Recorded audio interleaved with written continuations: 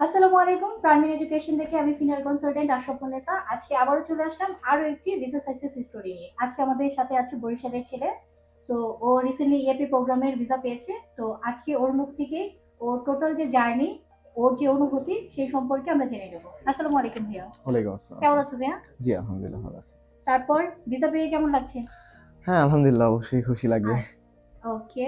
অনেক দিনের সাধনা ভিসা পাওয়া।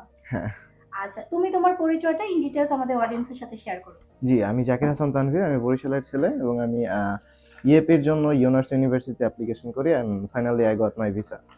আলহামদুলিল্লাহ, অনেক সাধনা।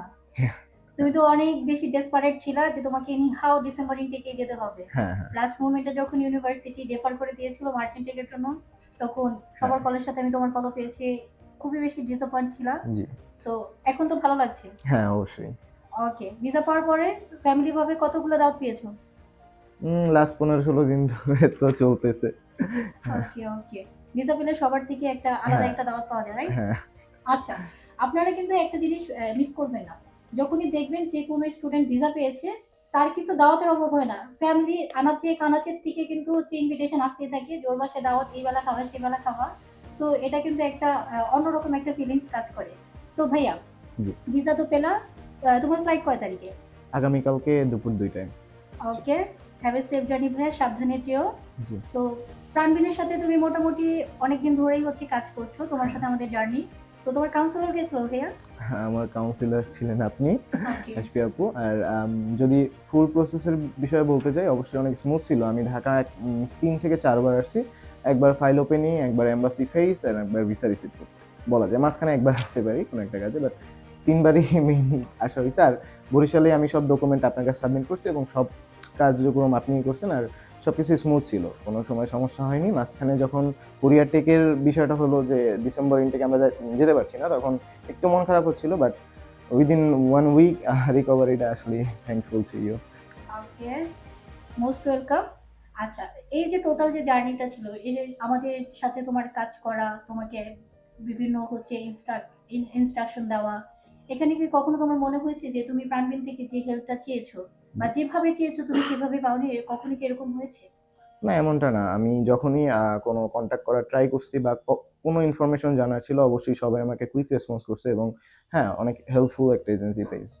Thank you thank you. জি, আচ্ছা, তো ভাইয়া তোমার পরবর্তীতে যে জেনারেশন আছে, জি। যারা হচ্ছে পরবর্তীতে দেশের বাহিরে যাবে ভাবছে, কোন এজেন্সিটা ভালো হবে? কারণ এখন তুমি অনেক ভালো করে জানো যে হ্যাঁ, হ্যাঁ, অনেক এজেন্সি আছে আনাচে কানাচে। হ্যাঁ। তুমিও কিন্তু নিজে আমাকে ফোন দিয়ে বলেছিলা জি, যে আপু ওইখানে আমি ওই এজেন্সিতে গিয়েছিলাম, ওটা আমাকে এভাবে বলেছিল। সো জি। যারা এখনো কিন্তু দ্বিধাদ্বন্দ্বে আছে যে তারা হ্যাঁ, কোন এজেন্সিতে গিয়ে হচ্ছে তার প্রসেসটা করবে, তাদেরকে তুমি প্রাণবিন সাজেস্ট করো কিনা? হ্যাঁ, অবশ্যই, অবশ্যই রেকমেন্ডেড। অবশ্যই একবার হলেও আসবেন। অবশ্যই এইখান থেকে মানে ট্রান্সফার রেট যে ঐরকম clarity. So thing is you don't have to come here. ওইখান থেকে আপনি আপনার সব ডকুমেন্ট সাবমিট করবেন এবং ফ্যাকাল্টি যেহেতু হেল্পফুল, সো অবশ্যই আপনি ট্রাস্টের কোনো দ্বিধাদ্বন্দ্বে থাকবেন না। Undoubtedly it's a trusted agency and yeah recommended final. Thank you. আপনারা যারা দেশের বাইরে যাবেন ভাবছেন, এবং যেহেতু আমাদের হেড ব্রাঞ্চ হচ্ছে ঢাকায়, অনেকেই কিন্তু অনেক দূর দূরান্ত থেকে আমাদেরকে নক করেন যে আপু আমার বাসা যশোর, আমার বাসা বরিশাল, আমার বাসা হচ্ছে সেইখানে এইখানে। অনেক রকমের কোয়ারিজ থাকে ডকুমেন্টেশন নিয়ে, যে আমি যদি ঢাকা থেকে প্রসেস করি তাহলে আমি আমার হচ্ছে প্রসেসিংটা স্মুথলি চালিয়ে যেতে পারবো কিনা। তো এই বিষয়গুলো হচ্ছে ক্লারিফাই কিন্তু করছে হচ্ছে আমাদের তানভীর। ও কিন্তু আমাদের অফিসে জাস্ট মেবি একবার বা দুইবার আসছিল। আর অফিসের কাজে আমাদের পারপাসে শুধু একবারই আসছে, শুধু ফাইল ওপেনিং যেদিন করবে সেদিন আসছিল।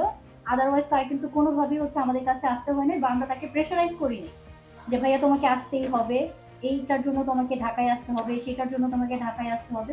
এরকম ভাবে কিন্তু কোনোভাবে কোনো স্টুডেন্টকে প্রেশারাইজ করা হয় না। আপনার কাছে আমার ডকুমেন্টস লাগবে, আপনি ডকুমেন্টস অনলাইন থ্রু ইমেলের থেকে আমাদেরকে দিয়ে দিলেই হয়। হ্যাসেল ফ্রি ভাবে যদি আপনি আপনার প্রসেসটা আগাতে চান, আপনি যেই কান্ট্রিতেই যান না কেন, প্রাণবিন আছে আপনার সাথে। সো আজকে এই পর্যন্তই। ইনশাল্লাহ দেখা হবে আপনাদের সাথে আরো একটি নতুন ভিসা সাকসেস স্টোরি নিয়ে। আসসালামু আলাইকুম।